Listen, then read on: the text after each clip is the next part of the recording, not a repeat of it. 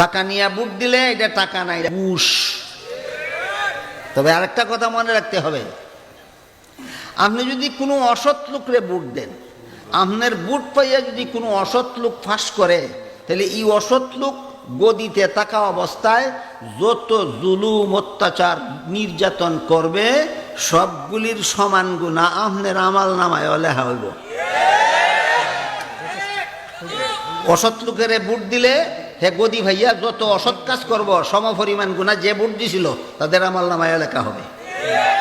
এখন একবার কই হুজুর ডাইন সাইডে যে দাঁড়াইছে হে অসৎ, বাম সাইডে যে দাঁড়াইছে হে অসৎ, এরে বুট দিলেও আমার আমল নামায় হের গুনালে হইব, হেরে বুট দিলেও আমার আমল নামায় হের গুনালে হইব। আমি হন করতাম কি, হ্যাঁ কি করবেন কি, আপনি বুট দান থেকে বিরত থাকবেন, একটার গুনাহ আপনার আমল নামায় লেখা হইতো না। অহনকার বিরত তাহলে কোনো কাজ হইতো না। আমার বুট না দিলেও হেরা নিবগা, তোমার বুট না দিলেও যদি নেগা, তাহলে যত যত পাপ করব সব পাপের গুনাহ তার আমল নামাতেই লেখা হইব, তোমার আমল নামায় একটাও লেখা হবে না। বুট চুরি ফিরে নিলে বুটারের আমল নামায় গুনাহ লেখা হইব?